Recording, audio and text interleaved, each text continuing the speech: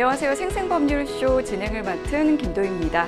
매주 화요일 생생법률쇼에서는 생활 문화 이슈를 짚어보고 분석하는 시간 함께 하는데요.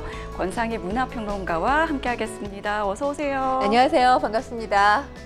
네, 저희가 이 생생법률쇼에서 좀 다양한 이슈들 항상 살펴보고 있는데 요즘에는 좀 이슈라는 단어가 자꾸 이제 부정적인 의미로만 좀 쓰이는 것 같아요. 부정적인 의미로 쓰이는 이유는 사실 세상에 좋은 얘기거리들이 많지 않기 때문이 아닌가 싶습니다. 뭐 직장인들 사이에서 이슈 이런 얘기들이 유행어처럼 많이 사용된다고 해요. 그러니까 점심 이슈 하면 점심 뭐 먹을래? 뭐 이런 거라고 해요. 그런 가벼운 이슈도 있네요. 네, 오늘 기분 좋은 이슈라면 계속 폭염이 지속됐었잖아요. 오늘 오전에 내린 비 때문인지 기온이 조금 내려간 것 같습니다. 그러니까 온도 하강 이슈는 오늘 저희에게 뭐 기분 좋은 이슈가 아닌가라는 생각을 해봅니다. 네, 정말 오랫동안 기다려온 이슈인 것 같습니다. 자, 지금 이 방송은 유튜브를 통해서도 실시간으로 함께 방송되고 있는데요. 많은 시청 부탁드리겠습니다. 유튜브를 통한 소통의 창구도 활짝 열어줄 텐데요. 방송 중에 궁금하신 질문들 있으시면 저희가 답도 해드리니까요. 많은 참여 부탁드립니다. 여러분은 지금 생생법률쇼와 함께하고 계십니다.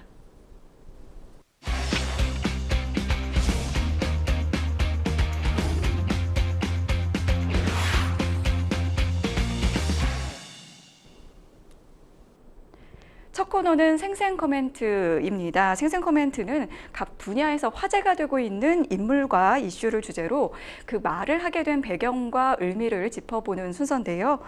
매주 화요일에는 생활 문화 분야에서 나온 날렵한 코멘트 분석해 보고 있습니다. 자, 첫 번째 생생코멘트는 누구의 어떤 말인지 함께 만나보시죠. 상금 지급 못해. 네, 이건 누구의 어떤 말일까요? 네, 넷플릭스 오리지널 예능 프로그램이죠. 더 인플루언서가 요즘 화제인데요. 이 프로그램에 출연해서 우승을 했다는 사실이 알려진 이 분에게 결국에 이제 넷플릭스 측이 상금을 지급하지 않겠다 이런 기사가 나왔습니다. 네, 그렇습니다. 네. 바로 이 주인공이 오킹이죠. 네. 이 더 인플루언서, 이 유튜브나 SNS 상에서 영향력 있는 국내 인플루언서 77명을 대상으로 해서 최고의 화제성을 가진 사람이 누군지 이 경쟁하는 서바이벌 프로그램입니다. 이미 뭐 마지막 회까지 다 공개가 된 상황인데요. 이 프로그램에 출연한 오킹, 올 2월에 스포츠 플랫폼 회사 이 A사의 스캠 코인에 연루됐다는 의혹까지 불거졌는데 어쨌거나 더 인플루언서의 우승자는 오킹이 맞습니다. 하지만 뭐 아마도 많은 시청자분들께서 오킹이 우승자라는 사실을 알고 더 인플루언서를 시청하신 분들 많으실 거예요. 이 오킹과 스캠 코인 사건으로 서로 폭로전을 벌인 A사의 전 대표 최모 씨가 지난 5월 SNS에 오킹이 더 인플루언서에서 우승했다고 말했다. 이렇게 네. 프로그램의 결과를 밝힌 겁니다. 넷플릭스는 이에 따라서 프로그램의 신뢰도와 출연자 사이에 공정성을 유지하기 위해서 출연 계약상 비밀 유지 의무를 저버린 더 인플루언서 우승자 오킹에게 상금 무려 3억 원입니다. 네. 3억 원을 지급하지 않겠다 이렇게 밝힌 상황입니다. 그런데 변호사님 사실 유튜버 오킹 말씀드렸다시피 지금 비밀 유지 의무를 위반한 거잖아요. 네. 이게 단지 상금 3억을 못 받는 것에서 그칠 게 아니라 법적으로도 저촉되는 일이 아닌가라는 생각이 들거든요. 네, 이게 사실 뭐 법에 저촉된다는 게 여러 가지 의미가 있을 수 있거든요. 뭐 서로 합의한 그 계약 내용 자체를 이행하지 않은 책임을 좀 물을 수도 있고, 그런데 이제 말씀하신 대로 비밀 유지 의무를 좀 위반한 것 자체를 좀 불법 행위로 봐서 그에 따른 손해배상 책임을 질 수도 있는 상황 같아요. 제가 봤을 때 그렇고, 그리고 이 유튜버 오킹이 사실 이 밖에도 여러 가지 법적 문제가 참 많이 좀 얽혀져 있는 것 같더라고요. 이 오킹이 명예훼손으로 모 제작사 대표를 고소를 했는데 경찰로부터 무혐의 판정을 받으면서 또 역고소 위기를 맞았다 이런 소식이 있더라고요. 네, 뭐 자세히 좀 말씀을 드리면 앞서 오킹이 지난해 7월이죠. 한 제작사로부터 출연료를 받지 못했다는 내용의 영상을 공개한 적이 있습니다. 이 공개된 내용을 보면 4, 5회 분량가량을 본인이 출연을 했는데 이와 관련된 출연료 지급이 이루어지지 않았다라는 거예요. 이거는 이제 넷플릭스하고는 다른 프로그램을 이야기하는 거죠? 네, 그렇습니다. 네네. 여기에 이 제작사의 A씨 측이 연락두절, 이건 말도 안 되는 얘기다 이렇게 반박하고 나섰습니다. 이후에 오킹이 이 A씨를 명예훼손 혐의로 고소를 했는데 하지만 경찰 A씨에게 무혐의 처분을 내렸습니다. 있습니다. 오킹에게 이 명예훼손 혐의로 고소를 당한 해당 제작사 대표 A씨, 지금 오킹을 무고죄로 역고소하는 방안을 검토 중인 것으로 전해지고 있습니다. 네, 사실 이 유튜버가 한때는 이제 인기 직업, 아이들도 이제 내가 하고 싶은 미래 직업을 꼽을 때 굉장히 이제 뭐 우선 굉장히 높은 순위에 올라가는 직업으로 꼽혔는데 지금은 좀 인기가 많이 좀 하락하고 있는 게 아닌가 싶긴 하거든요. 그럼 지금 최근에 지금 인기 있는 유튜버, 그러니까 뭐 네. 구독자 수, 조회수가 상당한 유튜버들 보면 노이즈가 항상 뒤따른다라는 생각이 듭니다. 오킹 역시 사실 크고 작은 논란의 주인공인 상황이죠. 또 최근에 코인 논란의 장본인이라는 지점도 들여다볼 필요가 있어 보이는데요. 일단 인플루언서들 보면 사실 이 논란을 개의치 않고 있는 모습으로 보입니다. 그러니까 논란이 제기되면 기사화가 되죠. 그러다 보니까 본인의 유명세가 덩달아 올라간다 이렇게 착각을 하고 있는 건 아닌가 이런 생각도 드는데요. 사실 영향력은 상당히 커지고 있습니다. 그에 반해서 사회적인 책임감은 제자리 걸음 수준이 아닌가 이런 생각을 하게 됩니다. 이건 어찌 보면 연예인들보다 아직은 영향력이 낮다라고 인식하는 데서 기인하는 부분이 아닌가라고 생각이 되는데요. 하지만 최근에 이 기존의 미디어의 영향력보다 유튜버 같은 이 뉴미디어라고 할 수 네. 있죠. 뉴미디어의 영향력이 계속해서 커가고 있는 상황에서 사실 연예인보다는 내가 영향력이 작으니까 이런 생각은 적용해서는 안 된다라고 생각이 듭니다. 왜냐하면 최근 피식대학 같은 경우 한 지역 비하 발언이 문제가 되면서 수십만 명의 구독자가 빠져나가지 맞아요. 않았습니까? 그러니까 영향력이 높아진 만큼 그에 따르는 책임감 있는 모습을 보여달라는 게 대중의 요구사항인 것은 분명합니다. 어쨌든 이 소비라는 건 시청자의 몫인 셈인 거죠. 그러니까 인플루언서들이 관심을 받으려고는 하지만 이 관심에 따른 이 질이 높은 컨텐츠를 제작할 생각은 안 하는 경우가 상당히 많이 있어요. 그러니까 어떤 영향력을 가진 컨텐츠를 소비하느냐, 이게 사실 공급자의 문제라기보다 소비자가 어떤 현명한 판단을 내려서 이 컨텐츠를 취사 선택하느냐의 문제가 더 중요한 것이기 때문에 사실 이에 따라서 인플루언서들도 변화할 가능성이 있거든요. 그러니까 소비자의 몫, 시청자의 몫도 상당히 높아졌다라고 볼 수 있겠습니다. 네, 우리 사회에 좀 악영향을 미치는 콘텐츠에게는 사실 관심도 주면 안 된다는 그런 그렇죠. 생각이 좀 드는 것 같습니다. 자, 이어서 두 번째 생생 코멘트 만나보시죠. 내 사격 실력 그대로야. 굉장히 좀 자신감이 넘치는 발언인데요. 누굴까요? 2024 파리 올림픽에서 굉장히 빠르게 유명 스타가 된, 그리고 전 세계적으로 주목을 받은 사격 은메달리스트죠. 김혜지 선수가 올림픽 이후에 첫 국내 대회를 재패했습니다. 역시 대단하네요. 사실 올림픽이 끝나지 얼마 되지 않았는데 국내 대회에 또 참가를 했다는 것, 그리고 거기서 혁혁한 성과를 거뒀다는 것 자체가 리스펙이라는 생각이 근데 듭니다. 체력적으로 굉장히 좀 소모가 많았을 것 같거든요. 실제로 그러니까요. 저희가 기자회견 도중에 네. 좀 쓰러지는 기사가 나와서 굉장히 또 걱정을 했었는데. 그럼에도 불구하고 이번에 굉장히 좋은 성과를 거뒀는데요. 김혜지 선수가 소속된 팀이 임실군청이에요. 근데 임실군청 이번에 제54회 봉황기 전국 사격 대회를 재패했습니다. 일단 단체전에서 10m 이 공기권총 단체전에서 금메달을 획득을 했고요. 김혜지 선수 10m 공기권총 개인전에서 우승을 차지했습니다. 그러니까 이번 대회에서 금메달 2개, 이관왕의 주인공이 된 겁니다. 네. 그런데 김혜지 선수 저희가 이제 뭔가 스포츠 장면에서만 보는 게 아니라 연기를 하는 모습도 좀 볼 수 있을 것 같다는 기사가 나오고 있습니다. 최근 이제 연예 기획사랑 계약을 맺고 연예 활동을 본격적으로 시작한다는 보도가 나왔는데 일본에서도 그렇게 관심을 갖고 있다고요? 네, 그렇습니다. 지난 22일 일본의 후지TV의 한 뉴스 프로그램에서 관역을 꿰뚫은 후에 쿨한 모습에 전 세계 팬들의 마음도 저격당했다라는 내용으로 김혜지 선수를 집중 조명했습니다. 김혜지 선수가 연예기획사와 계약을 맺고 연예 활동 본격적으로 시작한다는 보도가 세계적으로 확산했다라고 전하면서 외모뿐만 아니라 내면도 훌륭해서 연예계에서도 충분히 활약할 것이다. 상당히 긍정적인 전망을 내놨습니다. 그러면서도 이 김혜지 선수의 팬들도 이 부분을 가장 걱정을 할 텐데 연예 활동과 지금 사격 선수 활동 두 가지를 함께 하겠다는 네. 거잖아요. 두 가지를 함께 하다 보면 사실 두 마리 토끼를 잡는 게 상당히 어렵기 때문에 네. 만약 선수로서 지금과 같이 좋은 성과, 좋은 결과를 내놓지 못한다면 비판받을 수 있기 때문에 이 경기에 영향을 미치지 않도록 노력해야 한다. 이런 내용도 덧붙이는 방송이 함께 보도가 됐습니다. 사실 이제 유명한 운동선수 같은 경우에는 이런 고민이 항상 있어 왔던 것 같고, 그리고 초반에는 좀 연계에는 나는 이제 관심이 없다 이런 느낌의 이제 뉘앙스의 이야기를 했는데 그동안에 뭔가 심경의 변화가 있었던 걸까요? 일단 뭐 일론 머스크가 따로 연기할 필요가 없다. 액션 영화에 캐스팅하자 이렇게 목소리를 냈을 때만 하더라도 나는 운동선수라고 네. 하면서 운동에만 전념할 뜻을 비췄습니다. 그런데 지금 행보는 전혀 다른 행보죠. 네. 왜냐하면 운동만으로 기록을 내고 사격을 알리는 데는 한계가 있을 거다라고 생각을 했기 때문이랍니다.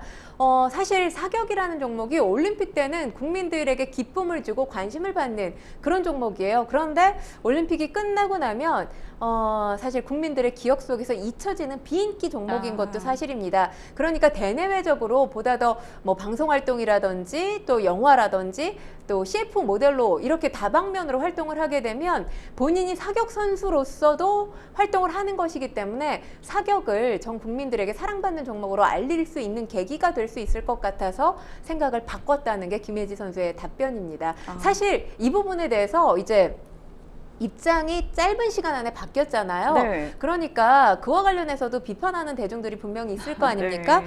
이에 대해서도 굉장히 쿨한 반응을 보였습니다. 내가 쏜 거니까 어쩔 수 없다. 받아들여야 한다. 변명할 생각은 없다. 그냥 내가 더 잘 쏘면 된다. 이렇게 아주 쿨한 답변을 김혜지 선수답게 내놨습니다.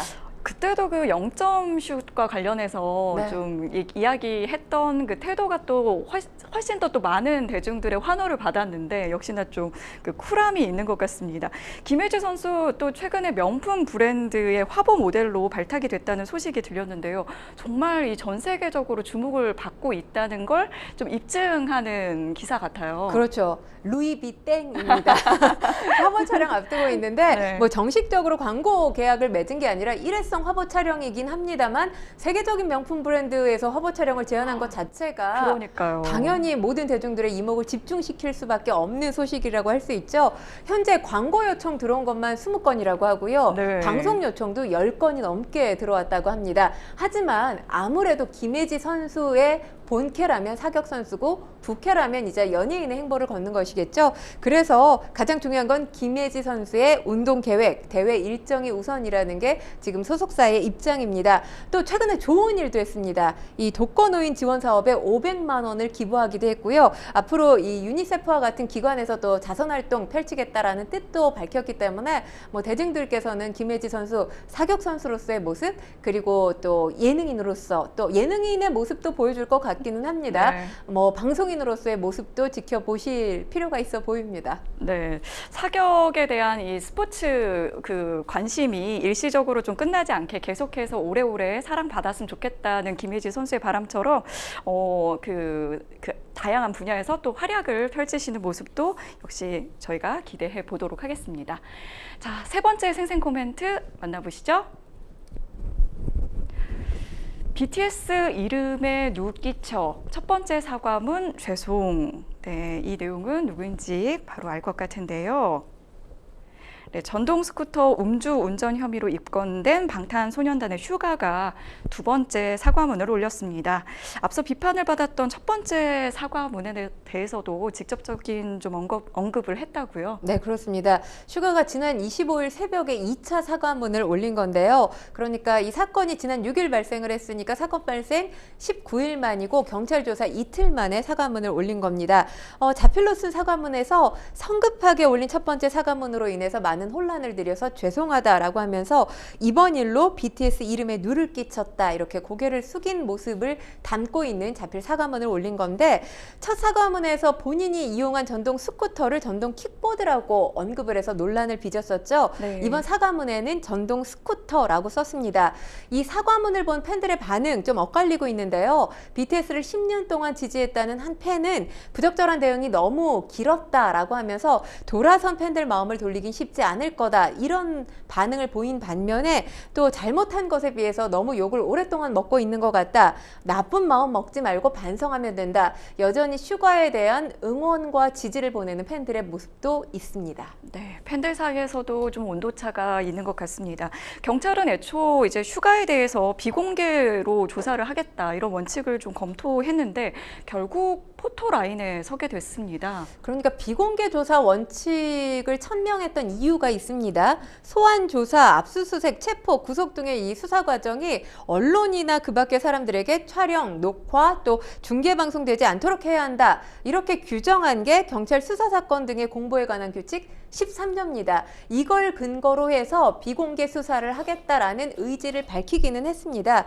그런데 사실 슈가가 경찰에 언제 출석하느냐 뭐 언론의 초미의 관심사였어요. 이미 앞선 두 차례에 사실 여러 취재진들이 용산경찰서를 찾았다가 허탕을 치는 일이 있었습니다. 그렇기 때문에 이날도 슈가가 경찰에 출석했던 시간은 오후 그러니까 저녁 7시가 넘은 시간이었어요. 네. 사회복무요원으로 지금 복무하고 있기 때문에 아마도 그 근무 시간이 끝난 이후에 경찰에 출석을 한 것으로 보이는데 취재진은 오전부터 이 용산경찰서 앞에 진을 치고 있었던 그런 상황이라고 합니다. 그런데 지금 사실 포토라인에 서게 된 게 어쩔 수 없었던 일로 보여져요. 왜냐하면 네. 경찰은 포토라인에 세우는 일은 없겠다라고는 했지만 용산경찰서의 공간적인 특수성이 있습니다.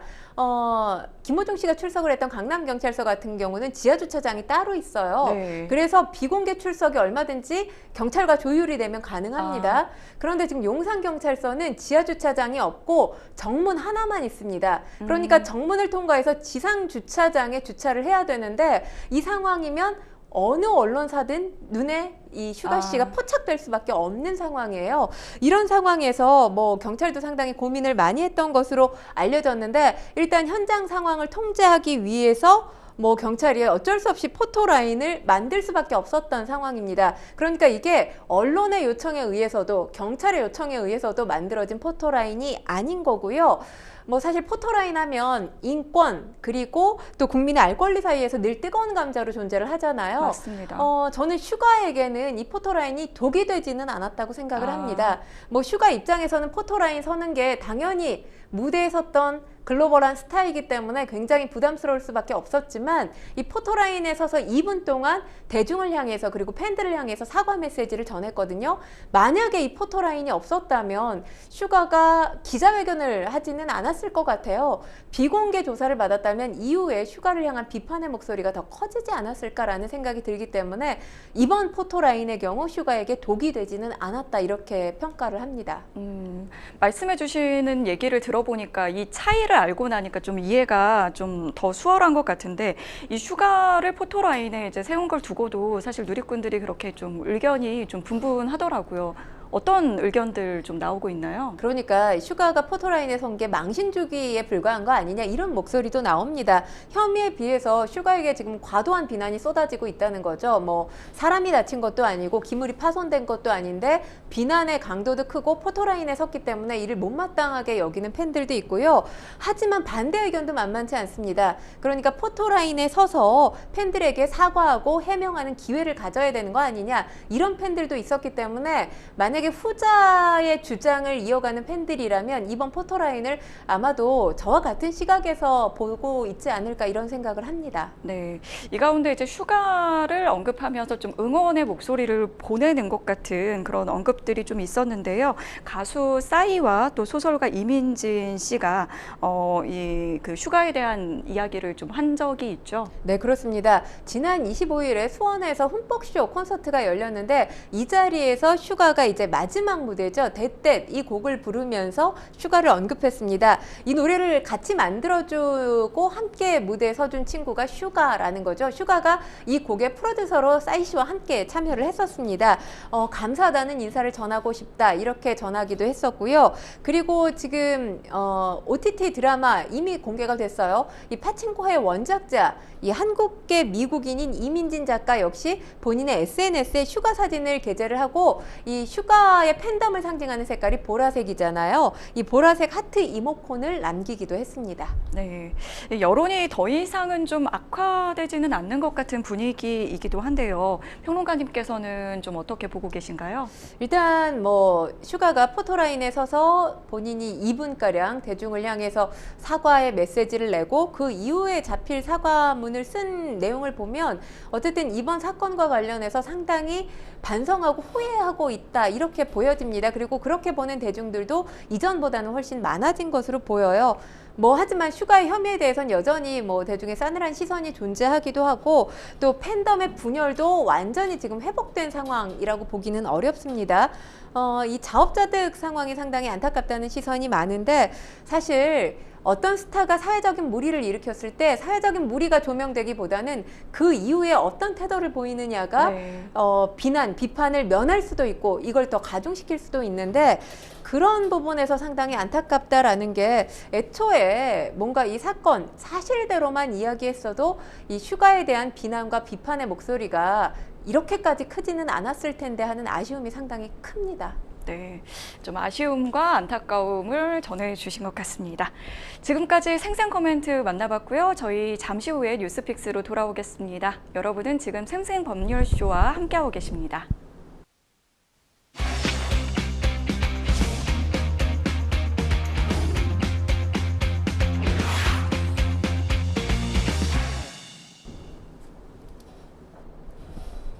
분야별 가장 핫한 소식을 집중 분석해보는 시간 뉴스픽스 시작합니다. 매주 화요일에는 생활 문화 분야 주요 이슈들을 짚어보고 있는데요. 첫 번째 주제는 일본 고시엔 첫 우승, 기적 쓴 한국계 교토국제고입니다. 네, 한국계 민족학교인 교토국제고가 여름 고시엔으로 불리는 일본의 전국 고교 야구 선수권 대회 결승전에서 창단 첫 우승에 감격을 누렸습니다. 이 고시엔을 일명 꿈의 무대라고 일컫던데요. 일본에서 사실 이 고교 야구의 열기 정말 뜨겁지 않습니까? 그러니까 사실 우리나라 이 대중들은 사실 납득하기 어려울 거예요. 네, 고교 야구가 그렇죠. 그 정도까지일까? 이게 상상도 잘 안 되거든요. 우리나라 프로야구 시즌을 생각을 하시면 될 겁니다. 사실 프로야구 이 티켓 구하기 상당히 어려운 정도라고 맞아요. 하잖아요. 일본의 고시엔이 그러는데요. 이 무더운 여름철 최대 화제이기도 하고 볼거리라고 합니다. 고시엔 하면 일본 프로야구 한신 타이거즈의 홈구장인데 매년 3월에는 선발 고교 야구 대회 그리고 8월에는 전국 고교 야구 선수권 대회가 열리는데 그래서 봄 고시엔, 여름 고시엔 이렇게 나눠서 부르기도 합니다. 고시엔의 인기가 상상 이상인데 지난해 내용을 좀 말씀을 드리면 일단 이 경기, 본선 경기 자체는 이 일본의 공영방송이죠. NHK를 통해서 생중계가 되고요. 전 경기를 다 중계한다고 하는 것 같더라고요. 네, 본선 경기, 전 경기 다 네, 중계를 네. 합니다. 그리고 지난해 결승전 평일에 이루어졌는데도 불구하고 20%를 넘는 굉장히 높은 시청률을 기록하기도 했습니다. 경기가 열렸던 이 경기장의 관중석이 47,500석이라고 하는데 이 입장권이 상당히 빠르게 매진됐다고 하고요. 우승팀이 나왔을 때 지난해 같은 경우는 아사히 신문에서 호해를 발행을 했을 정도입니다. 이 대회 1915년에 만들어졌는데 일본 고교 야구 대회로는 최고 권위 수준의 대회로 알려져 있습니다. 전국에 4천여 개 되는 일본 야구 고교팀 가운데서 본선에 진출할 수 있는 팀은 49개 팀밖에 되지 않습니다. 그렇기 때문에 이 바늘구멍 뚫는 정도의 경쟁을 펼쳐야 돼서 일본 이 고등학교 야구 선수들에게는 꿈의 무대로 불리는 그런 대회 대회이기도 합니다. 저는 들으면서 고교 야구팀이 4천여 개나 된다는 사실도 사실 좀 놀랍고 일본인들의 야구 사랑이 정말 대단하구나 이런 생각이 들었는데 고시엔이 특별히 더 인기가 있는 이유가 있을까요? 일단 고시엔 한 번 지면 그냥 바로 떨어지는 극강의 서바이벌 게임, 극강의 네. 서바이벌 경기로 진행이 됩니다. 올해 이 예선전에 참가한 팀이 3,441개 팀이고요. 네. 그 가운데 이제 본선에 진출한 팀이 49개 팀입니다. 경쟁이 치열한 만큼 이제 앞서 제가 꿈의 무대라고 말씀을 드렸는데 패배한 선수 그라운드의 흙을 이 검은 흙이죠. 검은 흙을 주머니에 담아서 간직해 가기도 합니다. 이게 어떤 의미를 가지고 있냐면 학교와 지역을 대표해서 고시엔에 출전한 영광을 기념하기 위해서 이런 전통이 있다고 네. 합니다. 뭐 하나의 의식처럼 행해지고 있는데 사실 이게 경기 자체로 봐도 워낙 뭐 본선에서 극강의 서바이벌로 떨어지는 그런 모습이다 보니까 선수들이 목숨을 걸고 경기에 임하는 모습이 다 보인다고 해요. 네. 그 자체가 이제 관중들을 넘어서 시청자들에게 주는 즐거움이 상당히 크다고 하고요. 일단 뭐 이 학생들이 최선을 다하는 모습 자체가 나도 저렇게 살아야 되겠다 이런 생각까지 불러일으키게 하기 때문에 뭐 이 경기 이상의 의미를 일본인들에게 준다고 합니다. 네, 이렇게 온 국민이 열광하는 고시엔이 사실 또 일본의 야구 저력을 키웠다는 분석이 있더라고요. 그러니까 아까도 말씀드렸지만 일본의 야구팀, 고등학교 야구팀이 4천여 개 팀이라고 네. 하잖아요. 여기에서 최고로 인정받은 선수가 프로야구 선수가 되는 겁니다. 그러니까 우리나라 야구팀, 고등학교 야구팀이 90개 정도거든요. 정말 그렇죠. 차이가 크네요. 네, 비교가 안 되죠. 양적으로 비교가 되지 않습니다. 그리고 지난해 고시엔에서 우승을 했던 팀이 게이오 고등학교인데 이 게이오 고등학교 뭐 당연히 우승팀에는 슈퍼스타가 나오기 마련이죠. 이때 국민스타로 떠오른 이 마루타 미나토 선수가 있는데 이 선수가 그 다음에 이 게이오대 법대에 입학을 했습니다. 네. 그러니까 이것도 우리나라하고의 한 차이점이라고 볼 수 있는데 우리나라 선수들은 대학교에 입학하기 위해서 온 시간을 운동선수들은 운동에만 할애할 수밖에 없는 맞아요. 그런 프로세스잖아요. 가까운 나라 일본 같은 경우는 공부와 운동 이 두 가지를 적절히 조율해서 이 선수들 여러 가지 길로 갈 수 있게 이 시스템이 마련돼 있다라는 것도 우리나라와는 상당히 큰 차이점이라고 볼 수 있습니다. 네, 여러 가지로 운동선수에게는 좀 부러운 여건이 좀 많이 있는 것 같은데 한국계 민족학교이거든요. 교토국제고가 우승을 차지했고요. 실제 그런데 이 고시엔에 출전한 지는 몇 년 되지 않아서 이게 사실 뭐 기적에 가까운 것이다. 이변을 넘어서 기적이라는 이야기가 나오더라고요. 네, 그렇습니다. 교토국제고를 좀 잠시 설명을 해드려야 될 것 같아요. 1947년에 제일동포들이 돈을 모아서 이 세운 조선중학교, 교토조선중학교가 이 교토국제고등학교의 뿌리입니다. 뭐 민족교육을 한다는 자부심이 상당히 큰 학교였지만 학교의 재정적인 상황은 녹록치가 않았는데요. 새롭게 한국인 이주자의 유입이 적은 상황이었고 또 기업 주재원이라든지 이 외교관 등도 거의 없었기 때문에 사실 학교 정원을 채우는 일 자체가 상당히 버거웠다고 합니다. 그런데 이때 묘수를 냈던 게 바로 야구팀이었어요. 1999년에 폐교 위기에서 살아남고자 야구팀을 만들었습니다. 그러니까 고등학교 야구팀이 있으면 아무래도 이 야구 인기가 상당하다 보니까 지원자가 많겠지라고 생각을 했는데 이 생각이 적확했던 거죠.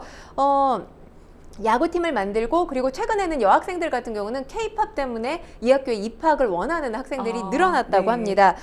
고시엔 그러니까 고시엔의 역사는 오래됐지만 지금 야구팀은 만들어진 지 25년 정도 된 거고요. 고시엔에 출전을 한 건 2021년이 처음이었습니다. 진짜 얼마 안 됐네요. 네, 그렇습니다. 이때 출전하자마자 사광 신화를 이뤄냈고요. 지난해 같은 경우는 지역 예선에서 탈락을 했지만 올해 우승을 이루는 반전을 이뤄냈습니다. 그러니까 사실 지금 이 교토국제고의 전교생이 160명밖에 안 돼요. 네. 이 가운데서 야구 부원이 61명인데 교토국제고와 결승전에서 만났던 강호죠. 간토 다이이치 고등학교는 전교생이 2,500명이고요. 네. 그리고 야구 부원이 90명을 넘습니다. 그러다 보니까 다윗과 골리앗의 싸움에서 다윗이 이겼다는 평가를 받는 거고요. 이게 이제 이변이 아닌 기적이란 평가를 받는 겁니다. 네. 그런데 그 야구 부원 뭐 대부분이 일본 학생이라고 하더라고요. 그러니까 야구본 61명 가운데 한국인 학생은 3명밖에 되지 않아요. 네. 그러니까 58명이 일본인 학생인데 학교가 이제 야구로 유명해지고 케이팝이 전 세계적으로 유명세를 떨치면서 한국에 입학하는 일본 학생들이 이전보다는 늘어났다는 이야기가 들리고 있습니다. 네. 무엇보다도 좀 이게 좀 가슴이 좀 찡해지는 부분이 굉장히 열악한 환경에서 이런 성과를 거뒀기 때문인데요. 이게 산속에 위치한 아주 작은 학교고 이게 뭐 외야도 거의 없다고 볼 수 있는 굉장히 야구장이 작다고 하던데 어느 정도인가요? 일단 배팅하기 어려운 공간 수준입니다. 60m인데 이 교토국제고가 산과 계곡으로 둘러싸여 있어요. 그래서 공간이 좀 협소합니다. 근데 보통 이제 배팅을 할 수 있으려면 100m는 넘어야 되죠. 그러니까 네. 그 어떤 규격의 절반 정도 되는 데서 연습을 했는데 이게 이들에게는 독이 아니라 이번 대회에서 득이 된 걸로 보입니다.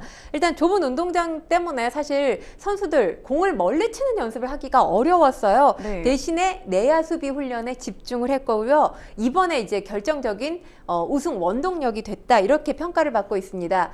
본선 들어서 결승까지 6차례 경기 중에서 이 3점 이상 내준 경기가 첫 경기인 1회전 한 경기에 불과할 만큼 이 짠물 수비를 보여주는데 이 공간적인 활용도가 톡톡히 그 역할을 했다 이렇게 말씀을 드릴 수가 있습니다. 이 외에도 상당히 시련이 많았어요. 이렇게 공간은 좁지 또 경제적인 여건은 좋지 않다 보니까 야구장에서 찢어진 그 야구공에 테이프를 붙여가면서 네. 사용을 했다고 합니다. 그리고 또 2021년 이 고시엔에 처음 출전을 했을 때 4강의 영광의 자리에 올라서기는 했지만 이때 한국어 교과를 틀다 보니까 이 우익단체들 그러니까 극우단체의 협박 전화가 이어졌다고 합니다. 그래서 이 한국어 교과를 일본어로 바꿀까라고 고민도 했지만 그러니까 학생들의 반대가 상당히 컸다고 해요. 네. 뭐 선수들의 투지로 일궈낸 우승이라는 결과물이 있었기 때문에 이 우승이 주는 감동의 이 크기가 훨씬 더 크지 않나 이렇게 생각을 합니다. 네. 그런데 이렇게 고시엔에서 우승을 거두기까지 사실 그 뒤에는 숨은 공신들이 있을 것 같거든요. 어떤 스토리가 있는지 이 부분도 좀 궁금해집니다. 박경수 전 교토국제고등학교 교장을 빼놓을 수가 없는데요. 2017년에 취임을 했는데 감소세였던 학생 수를 늘리기 위해서 야구부 살리기에 주력한 장본인입니다. 일본에서 인기인 야구로 이 고등학교가 유명세를 떨치게 되면 학생 수가 많이 유입될 거다 이렇게 판단을 한 건데 사실 그 부임했던 2017년 당시만 하더라도 이 야구부원들이 쓰는 버스가 20년 된 아주 낡은 버스였다고 네. 해요. 그리고 샤워기가 반파된 목욕탕에 또 냄새가 진동하는 화장실을 학생들이 쓰고 있었습니다. 근데 네. 이런 환경을 보고 이 박 전 교장이 판단을 한 건 학생들의 어떤 기량 때문에 야구부가 좋은 성과를 내지 못하는 것이 아니라 환경 때문이구나 이렇게 판단을 했다는 거예요. 그래서 일단 20년 된 버스부터 새 걸로 갈았다고 하고요. 그리고 선수 숙소 화장실 또 목욕탕 벽지 하나하나까지 다 신경을 썼다고 합니다. 배트 글러브 같이 선수들에게 꼭 필요한 장비를 구입하는데도 돈을 아끼지 않았다고 하고요. 그리고 선수들이 아침에 뭐 우리 어르신들이 늘 밥심을 얘기하잖아요. 밥 대신 빵을 먹었다고 하는데 이 빠듯한 예산을 쪼개서 제대로 된 요리사까지 고용을 했다고 합니다. 네. 이런 소식이 입소문을 타면서 타 지역에서 좋은 선수들이 이 교토국제고에 또 지원을 하게 됐고요. 이렇게 해서 박 전 교장이 부임하고 난 4년 만에 교토국제고가 이 대회에서 고시엔 대회죠. 고시엔 대회에서 네. 4강 기적을 이루게 됐습니다. 사실 99년에 이 야구팀을 만들었을 때 교토국제고 지역학교하고 경기를 했는데 이때 0대 34로 대패했습니다. 네. 그리고 12명의 이때 선수들이 있었는데 야구를 잘 알지 못하는 오합지졸 선수들이었다고 해요. 근데 창단 25년 만에 우승까지 했으니 이 뭐 성과는 박 전 교장이 이뤄낸 성과다라고 볼 수도 있는 거고요. 그리고 감독 고마키 감독을 또 빼놓을 수가 없습니다. 네. 고마키 감독이 사실 0대 34로 교토국제고가 대패했을 때 그러니까 승리를 했던 팀의 선수였어요. 아, 그래요? 네, 그렇습니다. 굉장히 특별한 인연이네요. 그렇죠. 이 감독, 이 고교 졸업 후에 은행원으로 일하고 있다가 지인 권유로 교토국제고 코치직을 수락을 했다고 해요. 이후에 2008년에 갑자기 이 감독직에 비게 되면서 감독을 맡아서 지금까지 이어오고 있는데 따뜻한 카리스마로 선수들의 신망이 상당히 높다라고 합니다. 이 두 사람이 그러니까 오늘날 우승을 한 어떤 숨은 공신들이라고 말씀을 드릴 수가 있는데 박정 교장 같은 경우는 사실 내년까지가 임기였다고 해요. 그런데 2022년에 갑자기 건강이 악화되면서 이 교토국제고 교장 자리에서 물러날 수밖에 없었던 상황인데 당시에 퇴임사에서 5년에서 10년 안에 우리 야구부가 일본 정상이 될 거다 이렇게 이야기를 했다고 하는데 정말 정확히 예측을 했네요. 근데 이제 2022년에 이 예측을 했으니까 조금 더 전망치는 늦었다라고 볼 수 네. 있는 거죠. 이번에 빨리 우승을 했기 때문에 본인도 상당히 놀랐다고 합니다. 네. 그런데 이제 우승까지의 과정도 사실 굉장히 드라마 같았습니다. 결승 막판에 이 연장치기라고 불리는 그 연장까지 치르면서 아슬아슬하게 우승을 차지했는데요. 네네, 이 경기 보신 분들은 아시겠지만 이날 경기가 1회부터 9회까지 영행진이 계속해서 이어지는 상황이었어요. 0대 0인 상황이어서 팽팽한 투수전으로 결국엔 흘러가게 됐습니다. 교토국제고 연장 10회 초 이 무사 1, 2루에 주자를 두고 공격하는 승부차기에서 2점을 낸 겁니다. 10회 말 간토 다이치고에서 1점을 내주면서 승리를 확정지었고요. 뭐 당시에 우리나라도 굉장히 더운 시기였지만 일본 역시 34도 폭염인 상황이었습니다. 뭐 이 뜨거운 열기 사실 폭염보다 더 뜨거운 열기였다라고 전해지고 있는데요. 교토국제고 학생들 서로 환호하면서 끌어안는 모습 을 보이기도 했고요. 또 한 제일교포 자리에서 벌떡 일어나서 만세를 외치는 모습을 보이기도 네. 했습니다. 그렇군요. 그리고 이제 또 화제가 됐던 장면이 이 경기가 끝난 뒤에 한국어 교가가 이 경기장에 울려 퍼지는 그 순간이었는데요. 한국계 고등학교가 이 고시엔 정상에 올랐다는 것, 좀 어떤 의미가 있을까요? 일단 뭐 사실 이 교가 자체가 NHK를 통해서 전 일본에 생중계가 됐잖아요. 네. 뭐 이 자체가 제일교포들에게는 엄청난 큰 감동으로 다가왔다 이렇게 후문이 들리고 있는데 일본 땅에 울려 퍼진 한국어 교가 그 자체만으로도 이제 제일동포들에게는 큰 자부심을 안겨줬다라고 볼 수 있는 거고 이 학교가 그동안 이 우리 정체성을 잃지 않고 걸어왔잖아요. 맞습니다. 그 길을 어떤 증명하는 순간이었다라고 볼 수 있을 것 같습니다. 그리고 교토국제고의 승리라는 게 단순히 야구 경기 대회에서 승리를 했다 이렇게 평가할 수는 없어 보입니다. 뭐 민족의 정체성을 지키면서 일본 사회에 순조롭게 공존해온 이들에 대한 땀과 노력의 결과물이라고 볼 수 있는 건데 사실 이 우승의 배경에는 선수들의 끈질긴 노력도 있었겠지만 제일동포 사회에 끊임없는 응원과 지지가 있었기 때문에 가능한 일이죠. 그러니까 그 응원과 지지를 교토국제고 학생들이 우승으로 보답한 것이다 이렇게 말씀드릴 수 있겠습니다. 네. 그 앞서 이제 전국적으로 한 4천여 개 원래 야구팀이 있다고 하니까 사실 이 고교 야구 대회가 그 지역 간의 약간 그 자존심 싸움 뭐 이런 것도 있을 것 같아요. 이 학교가 있는 교토시가 굉장히 이제 축제 분위기에 휩싸였다고 하는데 교토시 내에서는 지역 신문사가 발행한 호외도 배포가 됐다고요? 왜냐하면 호외를 발행할 만할 것 같아요. 교토시에서 그러니까 교토시의 대표로 교토국제고등학교가 이 대회에 참가를 한 건데 그러니까 이 대표가 참가를 해서 지금 우승을 일궈낸 게 68년 만의 일입니다. 네. 그러니까 교토시의 자랑이지 않을까 이런 생각을 해보게 되는데 사실 뭐 지역 신문사들이 호외를 발행한 것 이외에도 주요 매체들마다 교토국제고의 우승을 역사의 새로운 한 페이지를 새겼다 이렇게 평가를 하고 있습니다. 얼마나 자랑하고 싶겠어요. 정말 자부심이 높아질 것 같은데 이번 우승은 이제 교토국제고뿐만 아니라 한일 관계에도 좀 긍정적인 메시지를 메시지를 전달하는 데 도움이 된다고 합니다. 윤석열 대통령이 SNS를 통해서 축하의 인사를 전했다고요? 네, 그렇습니다. SNS에서 열악한 여건에서 이뤄낸 기적 같은 쾌거는 제일동포들에게 자긍심과 용기를 안겨줬다라고 하면서 야구를 통해서 한일 양국 더 가까워졌으면 좋겠다라는 이런 바람을 드러내기도 했습니다.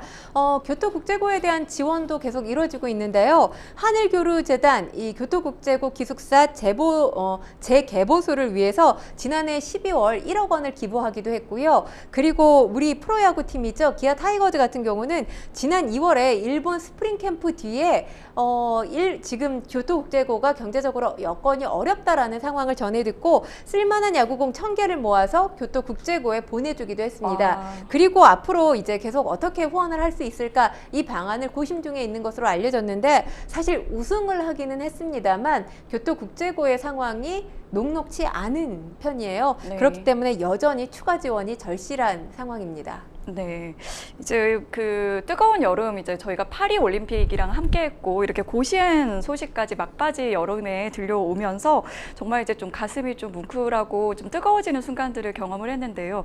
정말 이 스포츠가 가진 힘이 있는 것 같아요. 일단 사실 뭐 우리가 살고 있는 시대와 사회를 요즘 각자도생이라는 말로 표현할 수가 있잖아요. 맞아요. 각자도생하는 시대와 사회에서 뭔가 이 스포츠를 통해서 하나로 결속되는 묶어주는 그런 힘이 있지 않나라는 생각을 해봅니다.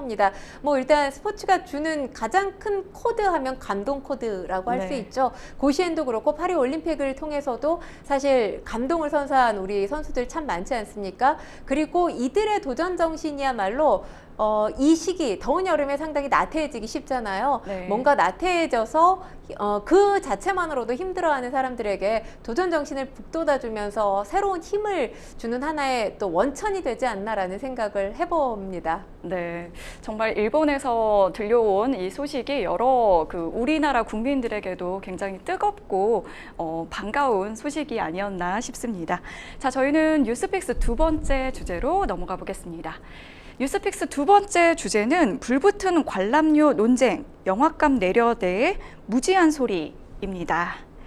많은 분들이 요즘에는 좀 영화관을 직접 찾아가서 영화를 보는 경우는 좀 드문 것 같아요. 평론가님은 어떠신가요? 저는 사실 직업적인 특성 때문에 극장을 가야만 하는 직업이라서 봐야 되니까. 네, 사실 OTT로 보는 것과 스크린을 통해서 보는 건 저는 감동의 차이나 뭐 이 작품을 분석하는 데에서 깊이의 차이도 상당히 다르다고 생각을 하거든요. 그렇죠. 근데 다른 사람들보다는 자주 갈 수밖에 없지만 가면서 늘 느끼는 게 티켓 가격이 부담된다라는 느낌은 사실 항상 느끼게 되는 것 아니면 같아요. 예전보다 좀 이렇게 관객석이 좀 많이 차지 않는다 뭐 이런 느낌도 좀 받으시나요? 그럼요. 왜냐하면 예전에는 누군가 만날 때 시간이 한 2시간 정도 빈다 하면 극장에 가서 일단 내가 그동안 보지 않았던 영화 한 편 봐야지 이렇게 쉽게 마음 먹고 극장을 찾았는데 지금은 커피숍에서 2시간을 보낼지언정 극장에 가지 않게 되거든요.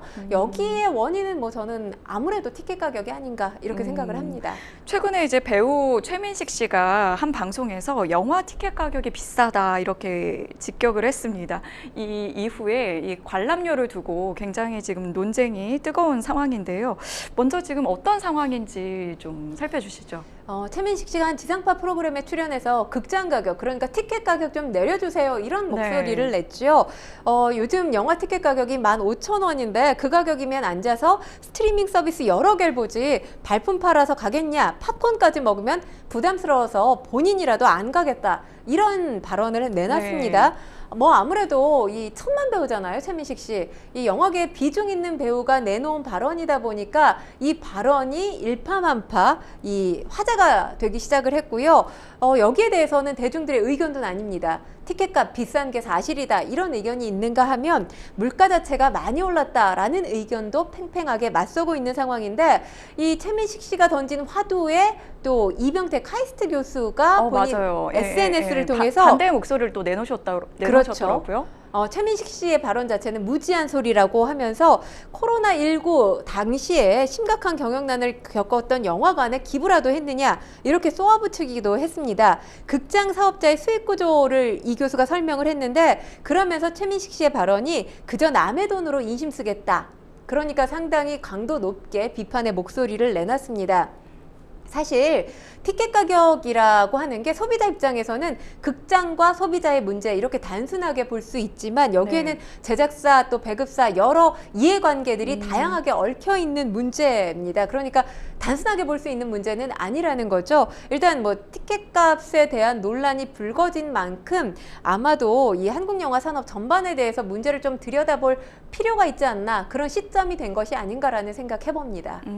지금 이제 영화 관람료가 이제 멀티플렉스를 좀 떠올려 보면 평일은 이제 일반관의 경우에는 14,000원, 그리고 주말에는 한 15,000원 정도라고 하는데 이게 사실 코로나19 이전보다는 좀 비싸진 느낌은 있거든요. 얼마나 오른 건가요? 그러니까 2019년 코로나 이전 가격대를 말씀을 드리면 멀티플렉스 3사의 이 주말 티켓 가격이 12,000원이었어요. 네. 그런데 지금 티켓 값을 2020년부터 2022년 3년에 걸쳐서 각각 1,000원씩 3,000원을 올렸죠. 그래서 주말 티켓 가격이 15,000원이 된 겁니다. 뭐 지금 사실 티켓 가격의 각종 할인 제도를 활용하시는 분들은 이걸 평균 관람료로 내보면 2013년에 1,410원으로 집계가 됩니다. 그리고 올해 같은 경우는 9,698원으로 오히려 더 낮아진 상황이라는 보도가 나오고 있는데, 그러니까 할인 제도를 이용하면 좀 그렇죠. 낮아진다는. 그런데 사실 이 할인 제도를 이용해서 극장에 가는 관람객보다는 아마도 이 비용을 고스란히 평일에는 14,000원, 주말에는 15,000원을 들여서 극장을 찾는 관람객들이 있다 보니까 이 관람객들은 당연히 볼멘 소리를 할 수밖에 없는 상황이죠. 그러니까 코로나 시국에 거의 한 30~40%가량 가격이 급등했던 상황이고, 이 가격이 지금 1,000만 영화들이 나오기는 했습니다. 이 여름철에는 사실 성수기 치고는 1,000만 영화가 나오진 않았지만 그 이전에는 뭐 서울의 봄이라든지 또 최민식 씨가 출연했던 파묘라든지 또 범죄도시 시리즈도 1,000만 관객이 나왔잖아요. 네. 이런 상황에서 아마도 이 티켓 가격 조정이 안 되다 보니까 이 뭐 대중들 입장에서는 여전히 티켓 가격에 대한 불만의 목소리가 나오는 것으로 보입니다.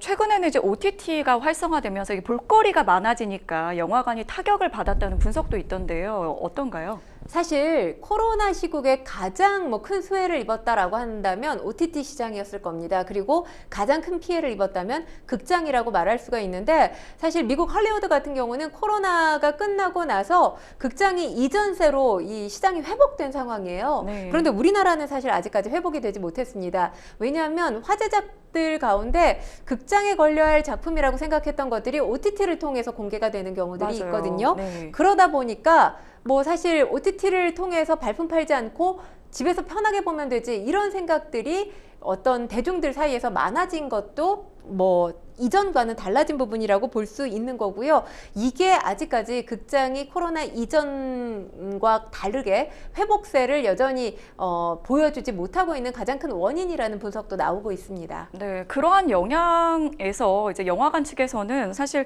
뭐 물가도 오르고 인건비도 상승하고 이러다 보니까 영화 티켓 가격 상승이 또 자연스럽다, 이렇게 주장할 수도 있을 것 같거든요. 사실 극장 이 티켓 가격이 상승한 건 전 세계적인 추세인 건 맞아요. 그러니까 일본 정도를 제외하고는 전 세계적으로 관람료가 인상된 건 사실입니다. 그런데 중요한 게 이제 전 세계적으로 관람료가 인상됐다 하더라도 그래 너무 당연하지 가격이 오르는 건, 이렇게 생각하고 극장을 갈 수 있는 건 아니라는 거죠. 왜냐하면 내가 체감하는 건 또 다른 부분이잖아요. 맞아요. 그러니까 내 지갑이 얇아지는 건 사실 어느 소비자도 원하지 않을 겁니다. 일단 글로벌 가격 비교 플랫폼 비교 플랫폼에 따라서 이 영화 티켓 값 가격을 조금 비교를 해보면 한국의 영화 티켓 값이 11.25달러입니다. 96개국 가운데 27인데 미국이 14달러, 일본이 우리보다 조금 비싼 12.31달러입니다. 근데 이걸 가격 자체를 단순 비교할 수는 없고요. GDP 대비 티켓값 비중을 보게 되면 한국이 0.033%예요. 미국이 0.016%보다 앞서기 때문에 체감하는 티켓 가격은 미국보다 높다라고 볼 수 있을 것 같습니다. 그러니까 내 월급 대비 얼마나 비싼지 이런 체감이 사실 좀 중요하게 느껴질 것 같아요. 그렇죠. 지난 3월 말에 정부가 티켓 가격 부담을 줄이기 위해서 영화 상영관 입장권 부과금을 폐지했다고 하는데요. 이거 사실 좀 모르시는 분들 많을 것 같거든요. 저희가 한번 진단을 해드린 적이 있는데 좀 자세히 압축해서 말씀을 드립니다.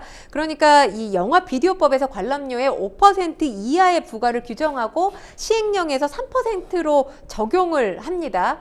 이 부과금을. 그러니까 평균 관람료라고 한다면 뭐 300원에서 500원에 해당되는 금액인데 정부는 이걸 감해주겠다. 그러니까 이 어떤 국민들의 지갑이 얇은 상황이기 때문에 이 부분을 조금 감해줘서 이 경감시켜주겠다. 이런 취지예요. 네. 하지만 이 문제가 그렇게 간단하지만은 않습니다.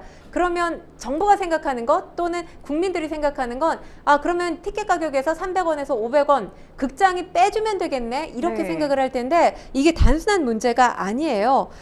왜냐하면 이 부과금 납부의 주체는 극장입니다. 하지만 이해관계가 극장만 있는 것이 아니라 투자, 배급, 제작사 그리고 극장 수입의 전체가 합쳐져 있는 형태예요. 이 부과금이라는 게. 네. 그래서 이들 모두에게 수입을 포기하라고 해야 되는 건데 이게 사실 쉽지 않고요. 부과금 자체가 영화 발전의 뿌리로 사용이 됩니다. 한국영화 아카데미 같이 이 앞으로 미래의 영화 감독을 꿈꾸는 이들을 위해서 영화 발전 기금으로 또 사용이 되거든요. 이런 기금으로 사용된 지가 20년이 지났는데 이 기금을 없애게 된다면 우리 영화의 뿌리 자체가 흔들릴 가능성도 있다는 게 영화인들의 주장이기 때문에 이 문제 단순하게 볼 수는 없습니다. 네, 참 영화 산업 전반에 대해서 좀 고민하게 되는 부분이 있는 것 같은데 좀 관객들과 영화관 모두 만족할 만한 좀 대안이 마련이 됐으면 좋겠습니다. 저희 어느덧 좀 마칠 시간이 다 됐는데요. 오늘 함께해 주신 권상희 평론가님 고맙습니다. 고맙습니다. 네, 생생법률쇼 저희가 준비한 소식은 여기까지입니다. 시청해 주신 여러분 고맙습니다.